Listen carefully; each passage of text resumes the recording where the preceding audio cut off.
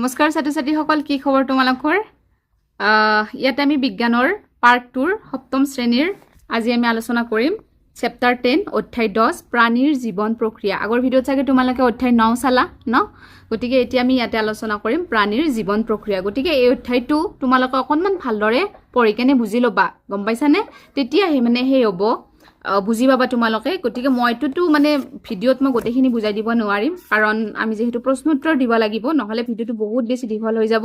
গতিকে তোমালোকে মানে যিকোনো এনি চেপ্টাৰ পঢ়াৰ আগত সদায় অকণমান চেপ্টাৰটো ভালদৰে পঢ়ি ল'ব লাগে, তেতিয়াহে তোমালোকে মানে বুজি পাবা। এতিয়া ইয়াতে যে দিছে প্ৰাণীৰ জীৱন প্ৰক্ৰিয়া, তোমালোকে চেপ্টাৰটোৰ নামটো পঢ়োঁতেতো কিবা অকণমান গম পাইছা যে প্ৰাণীৰ জীৱন প্ৰক্ৰিয়া মানে কি ন? যে প্ৰাণী, কোন প্ৰাণী? তুমিও এটা প্ৰাণী। ভিডিঅ' যি চাই আছা তুমি প্ৰাণী।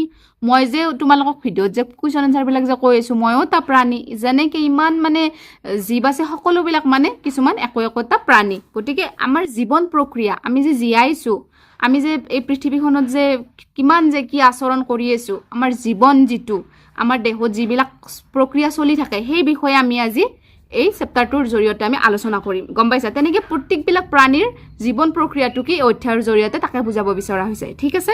চ' এতিয়া আমি বেছি দীঘল নকৰোঁ, আমি ডাইৰেক্ট অনুশীলনীলৈ আহিছোঁ। অনুশীলনীত ইয়াত কৈছে যে শ্বাস প্ৰশ্বাস তন্ত্ৰৰ মাজেৰে বায়ুৰ পথ অনুসন্ধান কৰি তলৰ বাকচবোৰ সঠিক অংশৰে সম্পূৰ্ণ কৰা। চ' এইটো আমাক সঠিকভাৱে আমাক সম্পূৰ্ণ কৰিব দিছে। বায়ুৰ পিছত আমি কি পাওঁ? বায়ু নাকত যায়, নাহা গহ্বৰত সোমায়, নাহা গহ্বৰ, তাৰপিছত এইটো হ'ব শ্বাসনলীৰ পিছত হাওঁফাওঁৰ পিছত বায়ুমনা। চ' পৰীক্ষাত কেতিয়াবা তোমালোকক ডাইৰেক্ট ক'ব পাৰে যে শ্বাস প্ৰশ্বাস তন্ত্ৰটো মানে চিত্ৰটো সম্পূৰ্ণ কৰিব দিব, তেতিয়া তোমালোকে এইটো এনেকৈ লিখিব লাগিব গোটেইখিনি, ঠিক আছে? তাৰপিছত আমাক 2 নম্বৰটোত কৈছে যে ৰীতাই ক্ৰমে ঘেঁহুৰ আটা, চেনি আৰু সিজোৱা আলু থকা 3টা পৰীক্ষা নলী A, B আৰু Cত আয়ডিনৰ দ্ৰব্য যোগ কৰিলে প্ৰতিটো ক্ষেত্ৰত তাই কি ফলাফল পাব কাৰণ দৰ্শোৱা, ঠিক আছে? চ' কি ফলাফল পাব সেইটো আমাক কাৰণ দৰ্শাব দিছে। গতিকে ইয়াতে আমি এই 2ৰ উত্তৰটো লিখিছোঁ যে পৰীক্ষা নলী A, ঘেঁহুৰ আটা, ইয়াৰ ৰং নীলা ক'লা হ'ব কাৰণ ঘেঁহুৰ আটাত শ্বেতসাৰ থাকে আৰু আয়ডিনে শ্বেতসাৰৰ লগত বিক্ৰিয়া কৰি নীলা ক'লা ৰং দিয়ে। পৰীক্ষা নলী B, চেনি, ইয়াৰ ৰঙৰ কোনো বিশেষ পৰিৱৰ্তন নহয় কাৰণ চেনিত শ্বেতসাৰ নাথাকে। পৰীক্ষা নলী C, সিজোৱা আলু, ইয়াৰ ৰং নীলা ক'লা হ'ব কাৰণ আলুত প্ৰচুৰ পৰিমাণে কি থাকে? শ্বেতসাৰ থাকে, সেইটোৱে, ঠিক আছে? চ' ইয়াৰে আমি 2 নম্বৰটোতো এনচাৰটো লিখিলোৱে। ইয়াৰ পিছত আহিছোঁ আমি ইয়াতে চোৱা, তোমালোকৰ 2ৰ পিছত 3 হ'ব লাগিছিল, কিন্তু ইয়াতে আমাক 6 নম্বৰ দিয়া আছে, দেখিছানে? ইয়াতে মাৰ্কৰ অকণমান খেলি মেলি আছে। চ' এইটোত একো প্ৰব্লেম না, মাৰ্ক যিয়ে নহওক, কুৱেশ্যন মাৰ্কটো দিয়ে নাথাকক কিয়, আমি প্ৰশ্নৰ উত্তৰখিনিহে জানিব লাগে। চ' তোমালোকে সেইটোত ফ'কাছ কৰিবা, ঠিক আছে? ইয়াতেই দিয়া আছে 6ত তলত দিয়া ক স্তম্ভৰ লগত খ স্তম্ভ মিলোৱা। চ' আমাৰ অক্সিজেনটো হ'ব ইৰ লগত শ্বাস প্ৰশ্বাসৰ বাবে প্ৰয়োজনীয় গেছ। ইয়াতে দিয়া আছে কাৰ্বন ডাই অক্সাইড, এইটো হ'ব আমাৰ A, শৰীৰে নিশাহত বৰ্জন কৰা গেছ। ইয়াতে দিয়া আছে আমাক বায়ুমনাটো হ'ব আমাৰ হাওঁফাওঁত বায়ুৰ বিনিময়ৰ স্থান।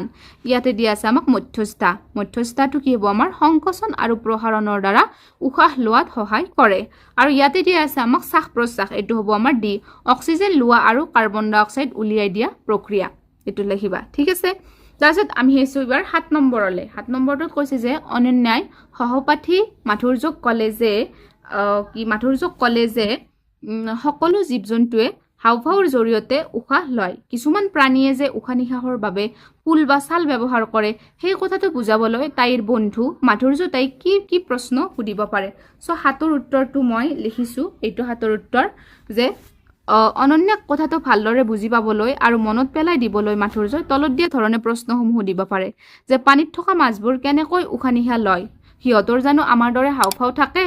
আৰু এনেকৈ সুধিব পাৰে। প্ৰশ্ন 2, কেঁচুৱে কেনেকৈ উশাহ নিশাহ লয় তুমি জানানে? সিহঁতৰ গাত হাওঁফাওঁ থাকেনে? সিহঁতে সেমিকা ছালৰ সহায়ত গেছ বিনিময় কৰে। প্ৰশ্ন 3, ভেকুলীয়ে পানীত থকা অৱস্থাত কেনেকৈ উশাহ কাৰ্য চলায়?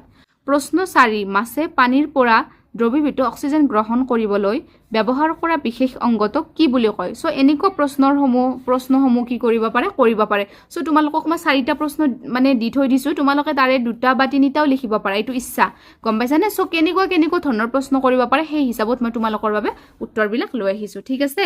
গতিকে ইয়াৰ পৰা তোমালোকে এনেকৈ চাই লিখি ল'বা, অ'কে? গতিকে এইবাৰ আহিছোঁ আমি 8 নম্বৰলৈ।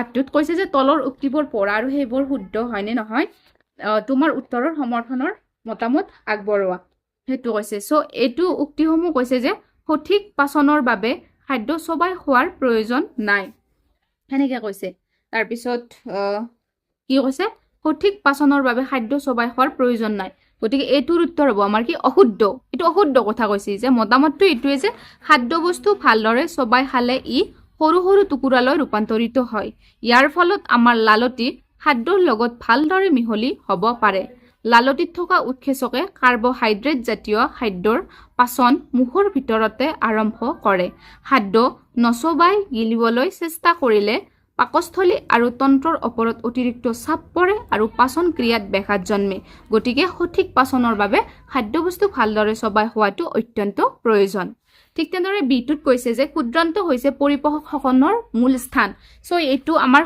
বিটো হ'ব আমাৰ শুদ্ধ মতামত এই কাৰণে যে আমাৰ পাচন তন্ত্ৰৰ ক্ষুদ্ৰান্ততে খাদ্যৰ সম্পূৰ্ণ পাচন ঘটে ইয়াৰ উপৰিও ক্ষুদ্ৰান্তৰ ভিতৰত বেৰত অসংখ্য আঙুলি সদৃশ প্ৰবৰ্ধ থাকে যাক ভিলাই বুলি কোৱা হয় এই ভিলাইবোৰে সৰলীকৃত পৰিপোষক বা পাচিত খাদ্য শাসন কৰিবৰ বাবে পৃষ্ঠকালি বৃদ্ধি কৰে গতিকে হজম হোৱা খাদ্যৰ পৰিপোষকসমূহ তেজৰ বুকুলৈ শোষণ কৰাৰ মূল স্থান হৈছে ক্ষুদ্ৰান্ত ঠিক আছে চ' এইবাৰ আমি আহিছোঁ নটোত কৈছে যে জুইৰ ধোঁৱা উশাহত লওঁতে আমি প্ৰায়ে কাহ মাৰো ইয়াৰ সম্ভাৱ্য কি হ'ব পাৰে চ' মই নৰ উত্তৰটো লিখি লৈছোঁ এইটো যে জুইৰ ধোঁৱা উশাহত লওঁতে আমি কাহ মৰাৰ সম্ভাৱনা কাৰণসমূহ তলত দিয়া হ'ল অপ্ৰয়োজনীয় কণা প্ৰতিৰোধ যে জুইৰ ধোঁৱাত বিভিন্ন ধৰণৰ ক্ষতিকাৰক গেছ ছাই বা এঙাৰৰ কণা আৰু ধূলি বালি মিহলি হৈ থাকে শ্বাসনলীত প্ৰতিক্ৰিয়া যেতিয়া এই ধোঁৱা উশাহৰ যোগেদি আমাৰ নাকৰ ফুটাৰে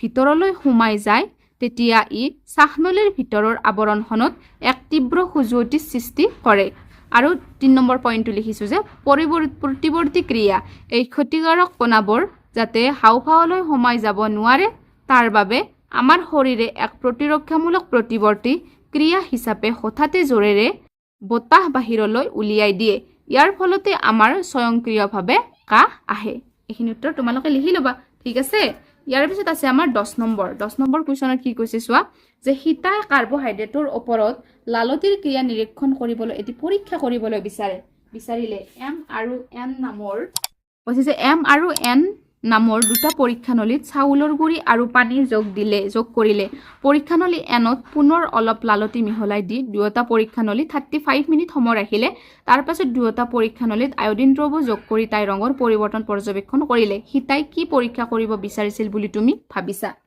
গতিকে মই 10 নম্বৰ উত্তৰ তোমালোকৰ কাৰণে লিখি লৈছোঁ এইটো যে হিতাই এই পৰীক্ষাটোৰ জৰিয়তে মূলতঃ জটিল কাৰ্বহাইড্ৰেট বা চেতসাৰৰ ওপৰত লালতিৰ পাচন ক্ৰিয়া পৰীক্ষা কৰিব বিচাৰিছিল অৰ্থাৎ আমাৰ মুখে নিৰ্গত কৰা লালতিয়ে কেনেকৈ চেতসাৰক সৰল শ্ৰেণীলৈ ৰূপান্তৰ কৰে সেয়া প্ৰমাণ কৰিব বিচাৰিছিল পৰীক্ষাটোৰ সামগ্ৰিক ফলাফল আৰু কাৰণ তলত ব্যাখ্যা কৰা হ'ল পৰীক্ষানলী এম চাউলৰ গুড়ি যোগ পানী যোগ আয়োডিন বস্তু ৰঙৰ পৰিৱৰ্তন ইয়াৰ ৰং গাঢ় নীলা ক'লা হ'ব কাৰণ চাউলৰ গুড়িত প্ৰচুৰ পৰিমাণে চেতসাৰ থাকে চেতসাৰে আয়োডিনৰ সৈতে ক্ৰিয়া কৰিলে নীলা ক'লা ৰং ধাৰণ কৰে পৰীক্ষানলী এন চাউলৰ গুড়ি যোগ পানী যোগ লালতি যোগ 35 মিনিট সময় যোগ আয়োডিন মানে গোটেইখিনি আৰু যেখানি যি কৈছে তাৰপিছত এটা কৈছে যে ৰঙৰ পৰিৱৰ্তন ইয়াৰ ৰঙৰ কোনো পৰিৱৰ্তন নহয় কাৰণ কৈছে যে কাৰণ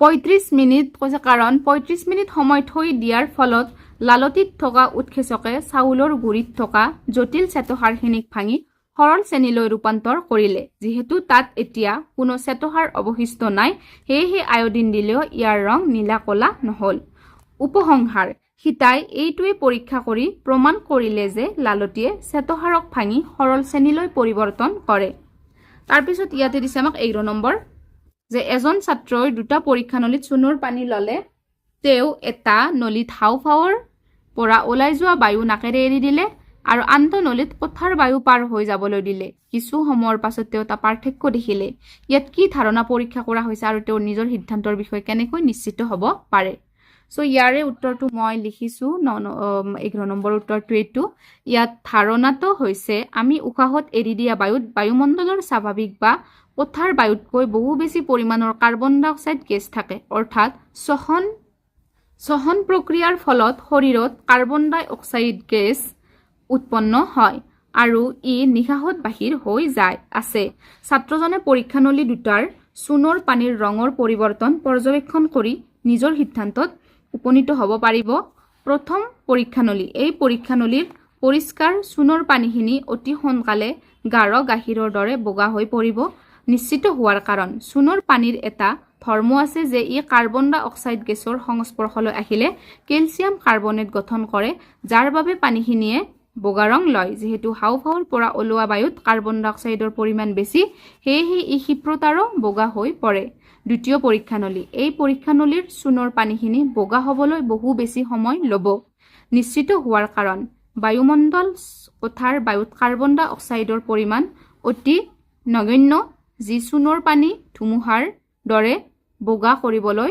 পৰ্যাপ্ত নহয় ঠিক আছে এইটো উত্তৰ তোমালোকে উত্তৰখিনি লিখি ল'ব ভাবিব পাৰা অলপ দীঘল হৈছে দীঘল হ'বই কাৰণ কিয় জানানে তাত যেহেতু আমাৰ ব্যাখ্যাবিলাক কৰিব লাগিব সম্পূৰ্ণ বস্তুবিলাক পইণ্ট কৰি বুজাব লাগিব সো এইখিনি দীঘল হ'বই তুমি যদি বুজি লৈ লিখা বস্তুখিনি তেতিয়া তুমি তোমাৰ নিজৰ মতে লিখি যাব পাৰিবা গম পাইছা সেইকাৰণে প্ৰশ্নখিনি মোৰ পৰা লিখি ল'বা ওকে বাট বস্তুখিনি বুজি ল'বলৈ চেষ্টা কৰিবা তেতিয়া মানে মুখস্থ কৰাত প্ৰব্লেম নহয় বস্তুখিনি পইণ্ট কৰি তোমালোকে নিজে নিজৰ মগজুৰ পৰা উলিয়াই যায় তেনেকৈ লিখি ৰাখিব পাৰিবা ঠিক আছে গতিকে সেইটোৱেই আছিল আৰু বাকি বেছি নালাগি আৰু ইয়াতে 12 নম্বৰটো কৈছে যে তলত দিয়া অংগবোৰৰ সৈতে মিলাব দিছে গতিকে এইকেইটা তোমালোকে চাবাচোন হাওঁফাওঁ আমাৰ হাওঁফাওঁ কোনটো এইটো হাওঁফাওঁ হয়নে এইটো দেখিছানে এইটো 3 নম্বৰটো এইটো হাওঁফাওঁ 3 নম্বৰ এটা মাৰ্ক কৰি দিছোঁ মই তেতিয়া তোমালোকে গম পাবা এইটো 3 নম্বৰ হাওঁফাওঁ তাৰপিছত 1 নম্বৰৰ পৰা চা পাকস্থলী কোনটো এইটো পাকস্থলী 2 নম্বৰ আছে যকৃত কোনটো এইটো যকৃত 3 নম্বৰ আছে হাওঁফাওঁ এইটো 3 নম্বৰ হাওঁফাওঁ আৰু এটা দিছে 4 নম্বৰত অগ্ন্যাশয় এইটো অগ্ন্যাশয় গম পাইছা সো